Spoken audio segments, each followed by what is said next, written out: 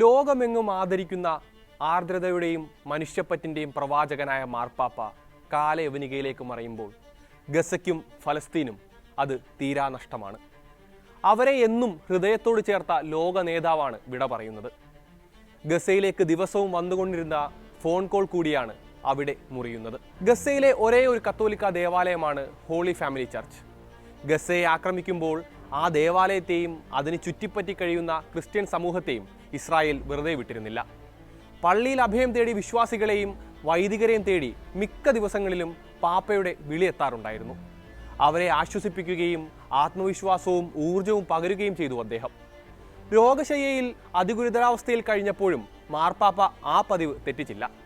അത്യാസന്ന നിലയിലായ സമയത്തൊഴിച്ച് എല്ലാ ദിവസവും ആ ആശ്വാസ വിളിയെത്തി. ഗസയിലെ ആദ്യഘട്ട വെടിനിർത്തലിന് പിന്നാലെയും മാർപ്പാപ്പ വിളിച്ചു. അവരുടെ വിശേഷങ്ങൾ തിരക്കിക്കൊണ്ട് മിനിറ്റുകൾ നീണ്ട സംസാരം. ഹോളി ഫാമിലി പള്ളിയിലെ വൈദികരായ ഈജിപ്തുകാരനായ ഫാദർ യൂസഫ് അസദിനോടും അർജന്റീനക്കാരനായ ഫാദർ ഗബ്രിയേൽ റോമനെല്ലിയോടും ഇടവകയിലെ വിശ്വാസികളോടും മാർപ്പാപ്പ വീഡിയോ കോളിൽ സംസാരിക്കുന്ന ദൃശ്യം വത്തിക്കാൻ തന്നെ പുറത്തുവിട്ടിരുന്നു. അവരുടെ ഭക്ഷണകാര്യങ്ങൾ വരെ ചോദിച്ചറിയുന്നുണ്ട് അദ്ദേഹം. രസകരമായിരുന്നു ആ വീഡിയോ ദൃശ്യങ്ങൾ. എന്താണ് കഴിച്ചതെന്ന് ചോദിച്ചപ്പോൾ തലേ ദിവസം ബാക്കി വന്ന ചിക്കൻ വിങ്സ് എന്നായിരുന്നു വൈദികരുടെ മറുപടി.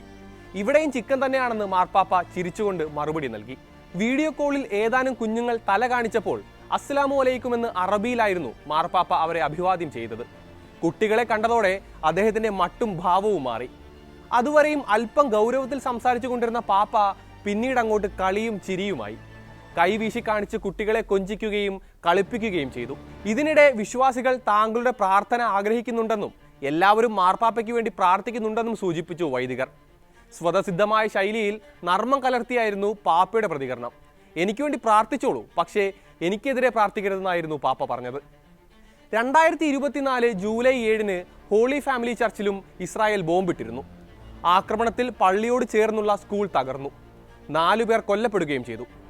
പള്ളിയുടെ കെട്ടിടങ്ങളും ജലസംഭരണിയും സോളാർ പാനലും ഉൾപ്പെടെ തകർന്ന് വലിയ നാശനഷ്ടങ്ങളുണ്ടായി.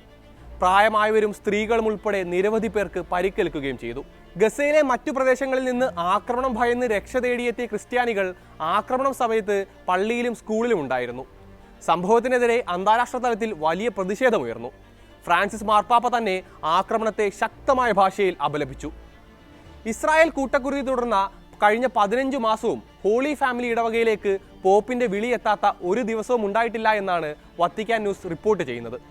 എന്നും വൈകിട്ട് 7 മണിക്ക് അദ്ദേഹം വിളിക്കും. വിശ്വാസികൾക്ക് വേണ്ടി പ്രാർത്ഥിക്കുകയും എല്ലാവരെയും അനുഗ്രഹിക്കുകയും ചെയ്യും. ഗസയിൽ ആക്രമണം കൊടുമ്പിരി കൊണ്ടിരിക്കുന്ന 2024 ക്രിസ്മസ് നാളിലാണ് പ്രതീകാത്മകമായൊരു നീക്കവുമായി മാർപ്പാപ്പ ലോകത്തെ ഞെട്ടിക്കുന്നത്.